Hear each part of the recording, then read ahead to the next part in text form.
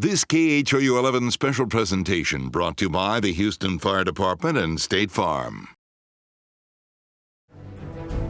When you hear that a hurricane is coming, what's the first thing that crosses your mind? Should I evacuate? Do we have enough food, water, and gas? How can I protect my home? You're about to meet some people who think about hurricanes in a completely different way. They're the ones helping prepare our communities for an approaching storm. They're out on the front lines when a hurricane is at its worst, and they work around the clock to help us all recover. They may be your friends, your neighbors, or total strangers, and they risk their own safety for you and your family. Get ready. We're putting you in the shoes of our hurricane heroes.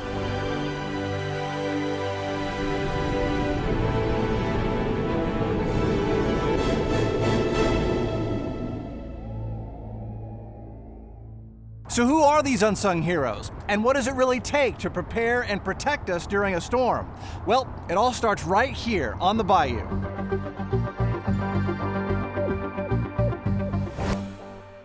Meet Vince, operator for Harris County Flood Control and chainsaw wizard. Nice to see you again. You've been in my yard cleaning up the bayou that runs behind my yard from time to time.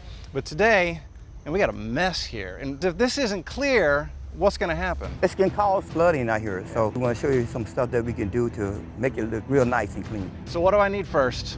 You need a vest, hard hat, safety gloves. Gloves, thank you, Vince.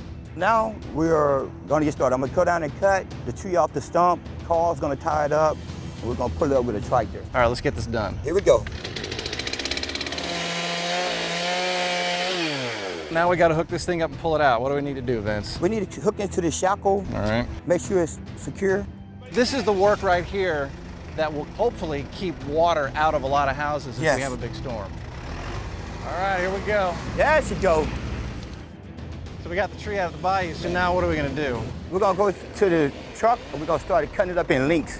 What is it going to be like when we have a big hurricane come in and there are not just 2 trees down in the bayou here, but 10 in just this bayou and 100 in that bayou, and how are you going to handle it all? I mean, we just have to work a lot of overtime, get the job done. So now that we've got the bayou flowing, how do we measure how much water is in it and what bayous are in danger of flooding? Well, David, that's up to my flood watch team. They monitor all the bayous. Meet Renee, part of the flood control team and flood gauge technician. So Houston is a bayou city for a reason. If it weren't for the bayous, we'd be a swamp, wouldn't we, Renee? We sure will. How you doing, man? All right, how you doing? So Renee is one of the guys who monitors and maintains all of the gauges so we know how high the bayous are getting and we know where the problems are. And you've got one we're working on today, right? Yes, sir. Gauge 530. This is the gauge, and this is what sends you the information. The rain gauge up there on top measures every 400ths of an inch of rain. And our water level that runs into the bayou will give us a report on 1/10 of an inch when the water comes up to let us know what's happening at that location. This is why Renee and the people at Harris County Flood Control are some of the unsung heroes of the storm. Next time you see a flood control guy working on one of these gauges across the bayou, give him a wave, because Renee and the rest of them are setting up to protect us from the next storm. I think this one better be working soon. Yeah, it's working, all right. These guys work hard, 365 days a year. It's a never-ending job, especially after a storm passes. But what happens during a flash flood?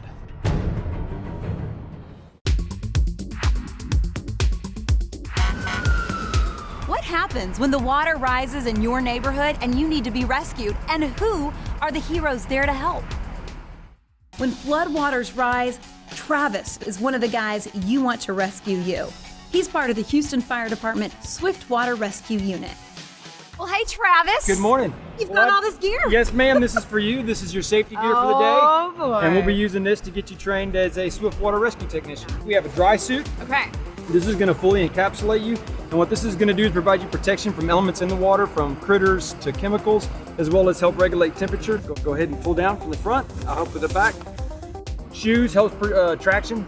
This type of PFD here is specifically designed for swift water rescue. It's got what they call a live bait feature. Okay. So if we had to put you on a line and put you out of swift water, you'd be connected here. So the last thing we're going to put on is your helmet. So you ready to go launch a boat? Let's do it. Let's go. All right.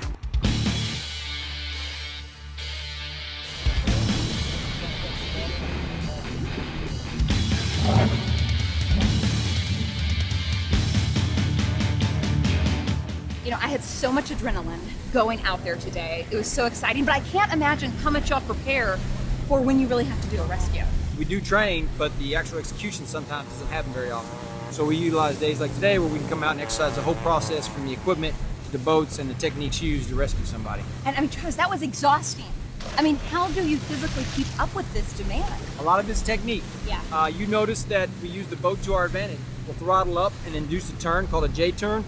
In effect, that the body of the victim floats up with the acceleration, and that pillow of water makes the leverage of that body just kind of pull. And so when he pulls in, it just takes a lot of the body weight off. You know what, I felt it. The physical demands are so much. I mean, just with the amount of weight of a person, you never know who you're going to rescue. Correct. All shapes, sizes, different temperatures and conditions. So with these suits, you don't breathe well, so you got to stay hydrated. Sunscreen is a must, and try to at least stay somewhat fit.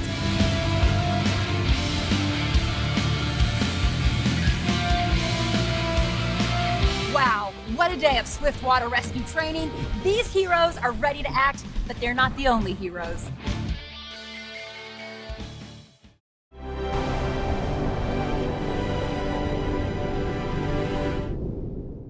Hurricane season is here. Is your family prepared? At the fire station, we build disaster kits and place them in portable containers in case of evacuation. You can do the same to protect your family. For more hurricane safety tips, visit HoustonFire.org. Be safe, Houston.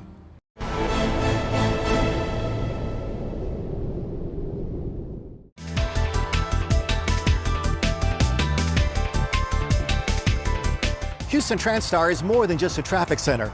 It is the glue that holds this community together before, during, and after the storm, and houses the Office of Emergency Management. These are the heroes that make it happen. Meet Misty. She's the one making sure the Harris County Office of Emergency Management is operational at a moment's notice. I'm here with Misty, and Misty's going to tell us all the other things that happens at TransStar, especially during an emergency situation as a hurricane. And what happens here is it becomes the coordination center during an emergency. We have liaisons from our partner agencies, and they are here providing us with information that we can provide then back to the public. It may be street flooding, bayou flooding, school closures. Give me an example of what you guys do. I'm going to sit down here with you at one of these workstations. Let's say this turns into a tropical depression or tropical storm. How many people are going to come in? 88 seats here on the floor, and every one of them will be full. So let's say you've been here a long time and somebody needs a meal, somebody needs some sleep. Where are you going to go? Our logistics supervisor, Joey Clemens, has all those plans and has all the supplies ready for us. This is Joey, communications and logistics expert. When he's not working the radios, he's making sure the facility can house hundreds of employees for days during a storm. Tell me exactly what happens. We store a lot of the items that we use internally for the EOC that you were just in. Those support people have to have cots, blankets, and equipment. So this is where we store a lot of that equipment. So what we're going to do first is have you line up the forks while you sit here with a height that you think's approximate to that shelf. I'm going to take a guess right about there. Does that look good to you? You're a little short. A little short. People have definitely said that to me many times, especially when they see me. One pallet of luxury cots. Ready, delivered. And what happens next when all the communication goes down? That's on the inside with the air conditioning. Let's go take a look at it. I can't wait to get there.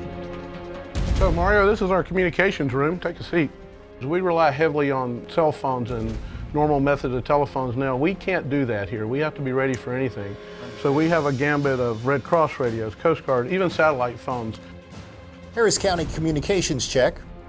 This is Harris County, which is loud and clear. So we rely on our amateur radios. We're field deployable, and they have standby equipment, antennas that are in-house now that we can deploy at a moment's notice. These fine heroes are here before, during, and after the storm, but there are so many other fine hurricane heroes in our community.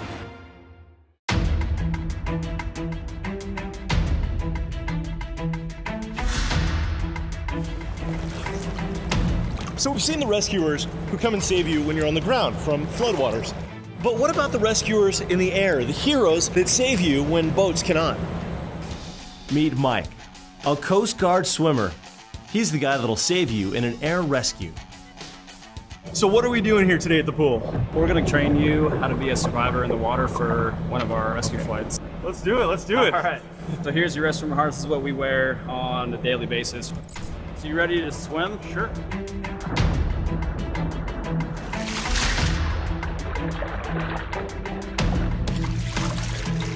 So when you get lowered down and you unhook from the cable, you're going to give one hand up. So that means No you're arm free. up. You're a free That swimmer. means swimmer is okay.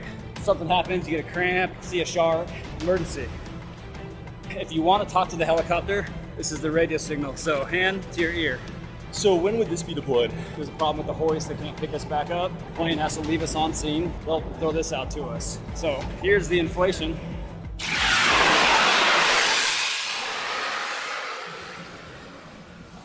So I'm gonna let you hop in. Pretend I'm not even here. Oh, it's so bumpy. The waves is horrible. Oh, look at the splashing against the window. It's one thing to learn this stuff in the pool, but what's it like to see these heroes in action? All right, today's mission, guys, is a hurricane exercise. We're gonna do some confined area landings. We're also gonna do some hoisting to rooftops and windows. This is something that we are going to do in our careers at some point. There's the 2 fire towers right here, and we're gonna be doing most of our hoist there, and we're gonna have a fire truck staged out in this area. So we'll be hoisting off the fire truck, hoisting out of these buildings here. And the pattern will basically be, once we're done with a survivor in the cabin, we'll slide over and drop them off here. And then when it's clear, we'll transition to forward flight and come around again. Just continual Yeah, we'll just rescues. continuously move people in the Black Hawk. And then the Fox aircraft, the Houston Police Department folks will be in there as well. When you're up in the helicopter, it's go time. It's after a hurricane, people are actually in trouble, and you're going into it. Like, what's going through your mind? It's all business. I mean, you're just trying to get the job done as quickly and as safely as possible. These heroes are some of the most elite rescue swimmers in the world. And let me tell you from firsthand experience, their job is not easy. Now, these next folks may not physically save your life, but they risk theirs every day on the job. Who are the unsung heroes who get the power back on after a storm strikes?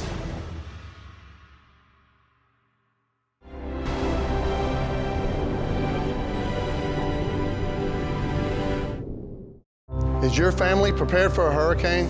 We stock the fire station with plenty of water, food, and first aid supplies. Make sure you have enough supplies to keep your family comfortable. For more hurricane safety tips, visit HoustonFire.org. Be safe, Houston.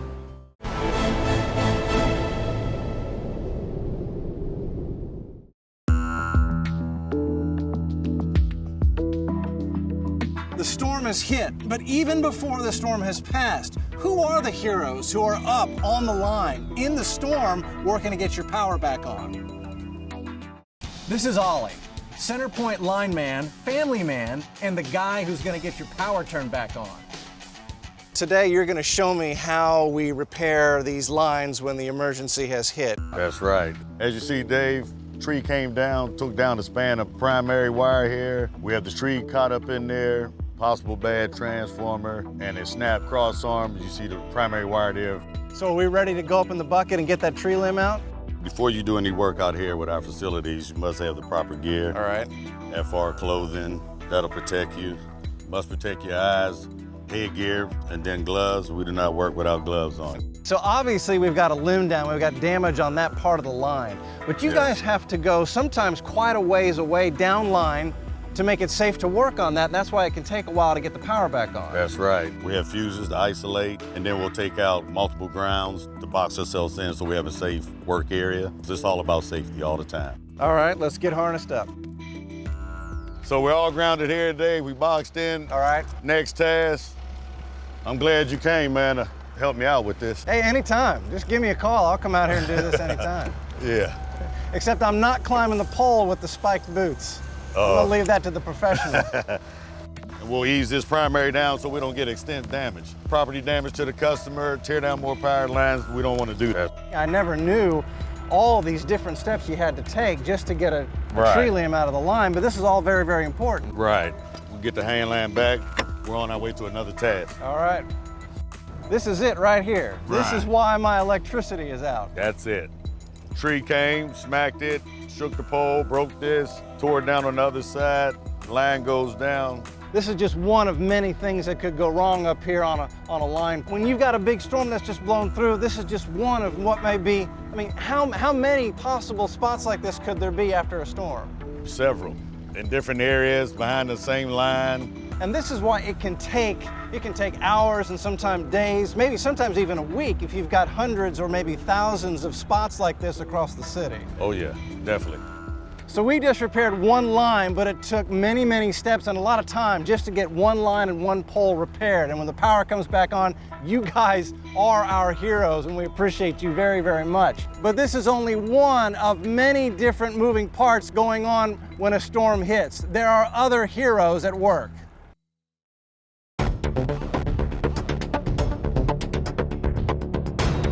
What happens when a hurricane's high wind and floodwaters cause a hazardous materials leak? And who are the heroes who keep those hazmats within our communities contained? This is Nathan, a hazardous materials technician. When dangerous materials leak, he's on scene to stop it. So what are we doing today? We're going to simulate different leaks, and we're going to train you on how to take care of those. All right, well, so what's the first step? We'll do like a visual inspection of the suit before we put it on. This looks like a moon suit. This is the most protection we can have. So whether there's poisonous gas or something in the air, you're safe. Correct. Should I stand up or do it sitting down? So do it sitting down, one leg at a time. All right. Oh wow. So these are just standard rubber boots, or are they also kind of special? They're special. It's like scuba gear without the water. At this point, you've been briefed on the chemical. You're suited up. You're ready to go. You're on site. What's the next step? We're going to put our mask on. Okay. And they're going to come in and help us. We got to turn our bottles on. It is a little strange. It's like being, I can't describe it. As we walk up, we're going to check for flammability with this, okay? Okay. We have no meter response, so we're okay. So now we have to get our tools. So we're going to walk back over here, and we're going to get our overpack drum and our wrench to tighten the bung down with. Okay. The cap is called a bung. Now we don't know the product level in the barrel, so we could very easily stop the leak by picking it up or rolling it over. Tighten it up. Okay, so it's just like a wrench, I see. We're gonna lay the overpack drum over and put one end of the drum in it, and then we're gonna roll it to get it all into the overpack, and then we'll turn it upright. No, we're gonna leave it here now because whoever product this is, it's their responsibility now. We need to get our tools, we need to get our wrench back, and then we'll move on to the leak monster. We'll move on over there and go handle that issue. All right, cool. We have no meter response, so we're okay. It turned red, so that means it's very acidic, but we're still good because it's not flammable. All right, so we're gonna go in, we're gonna put the Mueller clamp on. So we want to try to stay out of it as much as we can. Okay. We're gonna screw this down. It's really hard to see with the water on the face. Yeah, it's very hard to see.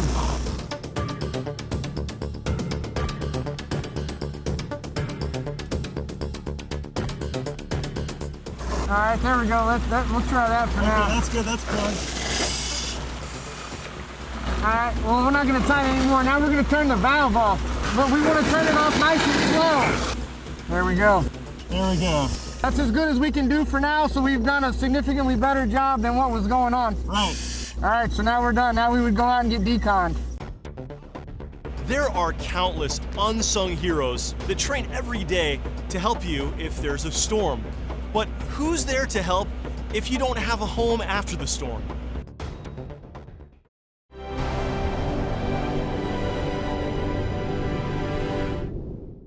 Generators are great to have after a hurricane, but always make sure your generator is located outdoors, away from any doors, windows, or vent openings. For more hurricane safety tips, visit HoustonFire.org. Be safe, Houston.